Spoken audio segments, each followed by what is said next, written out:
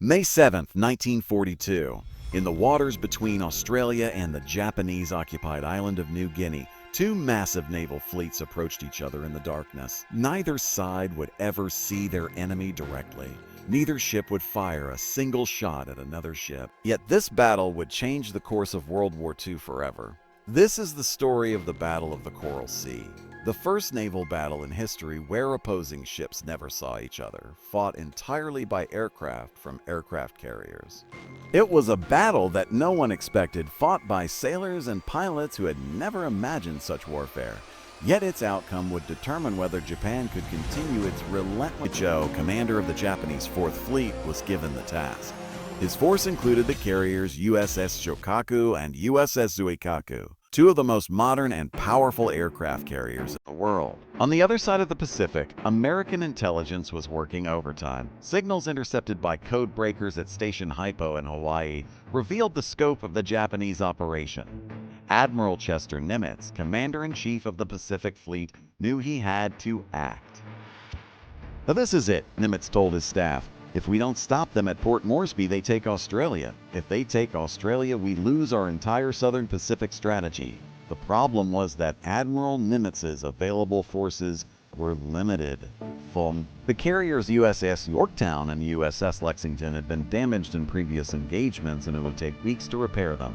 But time was not on their side. Intelligence indicated the Japanese attack would come within days. "What are options?" asked Admiral Frank Fletcher, commander of the task force. "We have two choices," Nimitz replied. "We can let them take Port Moresby, or we can risk everything and meet them in the Coral Sea with what we have." The decision was made. Admiral Fletcher would take Task Force 17, including the repaired carriers Yorktown and Lexington, into the Coral Sea to intercept the Japanese fleets. April 30th, 1942. The Japanese fleet assembled at Reval, the fortified naval base in the Bismarck Archipelago. Admiral Takisho's force was impressive on paper. The carriers Shokaku and Zuikaku, each carrying 90 aircraft, supported by light carriers, cruisers, and destroyers. The Japanese pilots were among the most experienced in the world. They had trained for years for this moment. The ability to strike at enemy ships with unprecedented precision and devastating effect. Commander Minoru Genda, the chief air officer aboard the Shokaku, reviewed the flight plans with his pilots. "Remember," he told them, "we are not just attacking ships. We are attacking the heart of the American Pacific Fleet." The Japanese aircraft included the Mitsubishi, A-6M0 fighters, which had proven superior to all Allied aircraft in combat, and the Nakajima B-5N torpedo bombers, which could deliver devastating attacks against large ships. Meanwhile, at Pearl Harbor, engineers worked around the clock to repair the USS Yorktown. Damage from the Battle of the Santa Cruz Islands had left her flight deck damaged and her air group depleted. "The Yorktown will be ready," promised Chief Engineer Lieutenant Commander Alva Burnett. "They will have her ready to sail, even if we have to rivet the deck plating while underway." The Yorktown carried 90 aircraft of her own, 4F Wildcats, SPV Dauntless dive bombers, and TVD Devastator torpedo bombers. While not as experienced as the Japanese pilots, the American airmen had proven their worth in previous engagements. Admiral Frank Fletcher commanded the combined force. A cautious but capable commander, Fletcher understood that this battle would be decided by the quality of air operations rather than the size of the fleet. The USS Lexington, damaged but operational, joined the Yorktown. Together they represented the best the Americans could muster for this crucial encounter. May 5, 1942. Both fleets entered the Coral Sea from different directions. Admiral Fletcher's force approached from the southeast, while Admiral Takisho's force came from the northwest. Neither fleet knew exactly where the other was located. The battle would begin not with naval gunfire, but with aircraft. Every pilot knew that the first to locate the enemy carrier would likely win the battle. At dawn on May 7th, Admiral Fletcher launched a search patrol of PBY Catalina flying boats. These slow but long-range aircraft would be the eyes of the American fleet.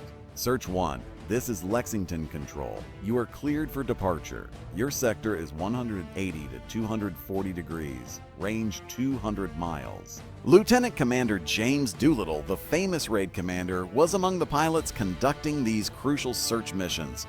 "We have to find them first," he told his crew.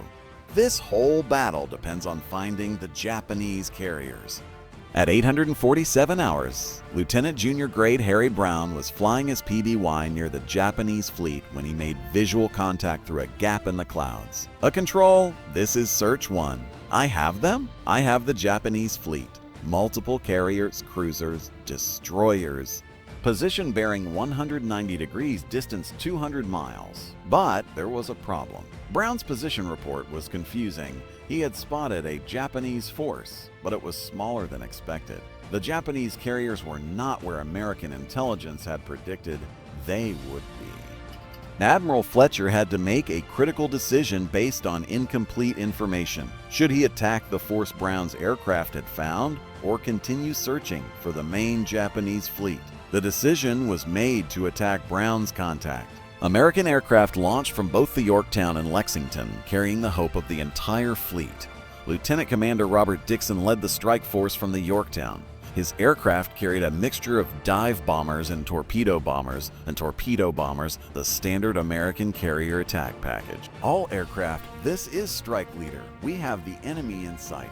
Prepare for attack run." The first target was the Japanese carrier Shokaku. American dive bombers pressed their attack home, diving from high altitude to deliver their bombs with precision. The first bomb hit the Shokaku's flight deck amidships, causing a massive explosion that tore through the carrier's hangar deck. The Shokaku, one of Japan's most modern carriers, was crippled. Commander Genda, watching from the Shokaku's bridge, saw his entire air group destroyed on the deck. "My aircraft!" he cried out. "All my aircraft!" The Shokaku was not just damaged, she was out of the battle. Her flight deck was ruptured, her elevators damaged, and her aircraft scattered across the deck in flames. Within minutes of being attacked, the Japanese fleet launched their own strike force. The remaining carrier, the Zuikaku, sent her aircraft to find and attack the American fleet. Lieutenant Commander Mitsuo Saito led the Japanese attack force. His pilots were angry, their sister ship was burning, and they wanted revenge. American radar operators detected the incoming Japanese aircraft. The first signs of the counterattack had appeared. "All hands, this is the captain," came the announcement over the USS Lexington's loudspeakers. "General quarters, Japanese aircraft approaching." The USS Lexington's anti-aircraft batteries opened fire, creating a deadly wall of fire around the American fleet. But the Japanese pilots were skilled and determined. A Japanese torpedo bomber scored a hit on the USS Lexington, hitting the carrier's port side below the waterline. The explosion sent shockwaves through the entire ship. "All damage control parties to the port side," commanded the Lexington's captain. We have flooding in compartments 4 through 7.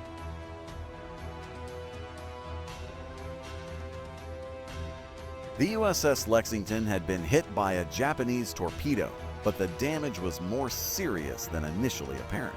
The torpedo had struck below the waterline, flooding several engine rooms and causing the ship to list to port. Chief Engineer Lieutenant Commander John Jack White checked the damage report. "Oh, Captain, we've lost power in the port engine rooms. We can still make 20 knots, but we're listing 5 degrees to port." But the damage was worse than anyone realized. Japanese bombs had also hit the Lexington's flight deck, destroying several aircraft and causing fires that spread throughout the hangar areas. "All hands, this is the captain," came another announcement. "We have fires in the hangar deck." All personnel not engaged in firefighting should evacuate to the main deck. The Lexington was becoming a death trap. Fires were spreading through the ship's interior, and the flooding was affecting the ship's stability. At 12:17 hours, a massive explosion ripped through the Lexington's hull. The fuel vapors from damaged aviation gasoline tanks had ignited, causing a catastrophic internal explosion. The blast was so powerful that it was felt and heard by American aircraft flying overhead. The Lexington, one of America's most powerful warships, was torn apart from within. "All ships, this is Captain Buckmaster of the Lexington. Abandoned ship. Repeat, abandoned ship. This is not a drill. Captain William First Buckmaster of the Lexington watched as his crew prepared to abandon. Despite the massive damage, the crew had maintained their professionalism until the very end. The USS destroyer U.S. Phelps was among the first to reach the sinking carrier. Her crew worked frantically to pull survivors from the water. At 15:07 hours, the USS Lexington slipped beneath the waves of the Coral Sea. The most modern aircraft carrier in the American fleet was gone, but her crew had fought to save her until the very last moment. Despite losing the Shokaku, Admiral Takeo was determined to continue the battle. The Zuikaku was still operational, and her air group was intact. "We cannot let this defeat discourage us," Takicho told his officers. The American carrier Yorktown is still out there. We must find and destroy her." Japanese search aircraft were dispatched to locate the remaining American fleet. The battle was far from over. Lieutenant Commander Takeo Kurita, leading a strike force from the Zuikaku, was determined to find the Yorktown. "We will not return to port without sinking at least one more American carrier," he told his pilots. Admiral Fletcher, now with only the Yorktown remaining, was in a difficult position. His force had been reduced by half, but the Japanese were still capable of launching attacks. "We have to hit them again," Fletcher told his staff. "If we don't sink their remaining carrier, they'll be able to continue their advance on Port Moresby." Lieutenant Commander Dixon, who had led the successful attack on the Shokaku, was selected to lead the second strike against the Japanese fleet. All aircraft, this is strike leader. "We are launched and forming up. Our target is the remaining Japanese carrier Zuikaku." But the Japanese fleet had moved. Intelligence reports indicated they were withdrawing to the northwest, out of range of American aircraft. By the evening of May 8, 1942, both fleets were withdrawing from the Coral Sea. The Japanese fleet was returning to Rabaul with the Zuikaku intact, while the Americans were heading south toward Noumaya. On paper, the Japanese had won a tactical victory. They had sunk one American carrier while losing only one of their own. But the strategic outcome was very different. The planned Japanese invasion of Port Moresby was canceled. Without carrier air cover, the Japanese could not risk sending transport ships through the dangerous waters near New Guinea. Port Moresby is secure, and their southern expansion has been halted. The Battle of the Coral Sea had cost both sides dearly.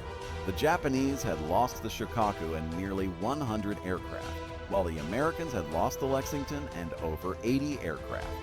More importantly, both sides had lost experienced pilots and aircrew, irreplaceable assets in the fast-moving war in the Pacific. The USS Yorktown had also been damaged by Japanese air attacks, though she would survive the battle.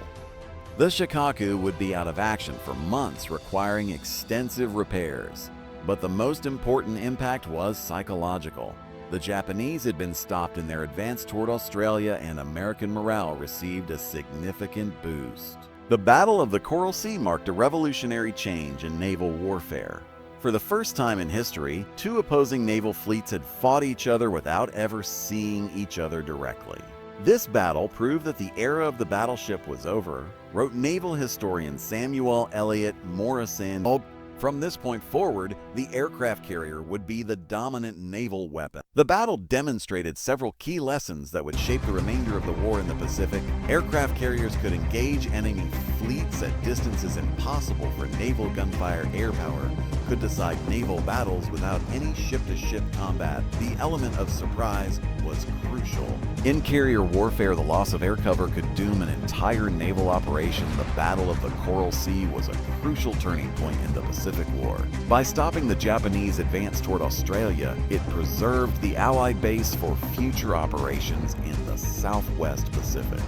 More importantly, it gave the United States time to prepare for the next major carrier battle, the Battle of Midway, which would take place just 1 month later. Japanese Admiral Yamamoto later wrote, "The Coral Sea was a setback for our plans, but it was also a learning experience."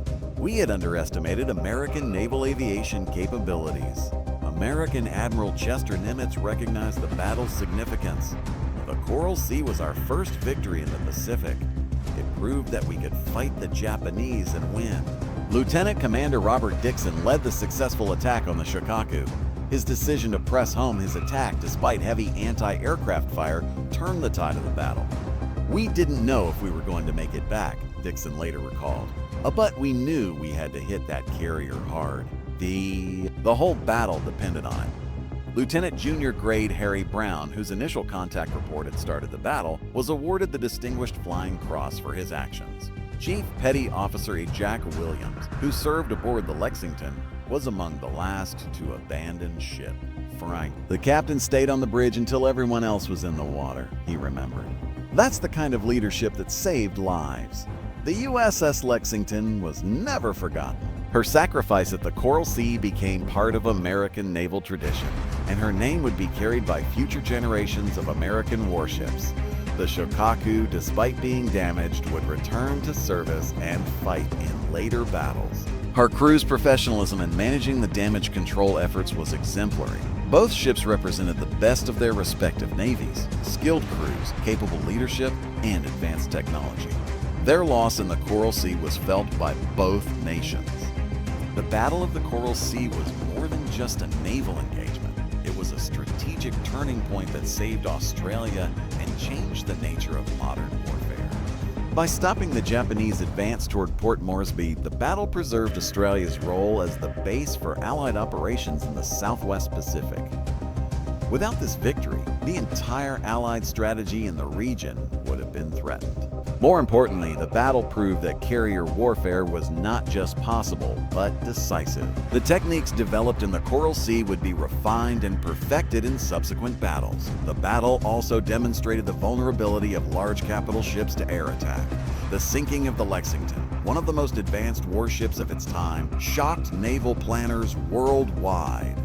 Unlike the Battle of Midway, which followed a month later and became famous in American history, the Battle of the Coral Sea has largely been forgotten by the general public. But for those who fought there, the battle was never forgotten. The survivors carried memories of aircraft engines, anti-aircraft fire, and the sound of ships breaking apart in the water.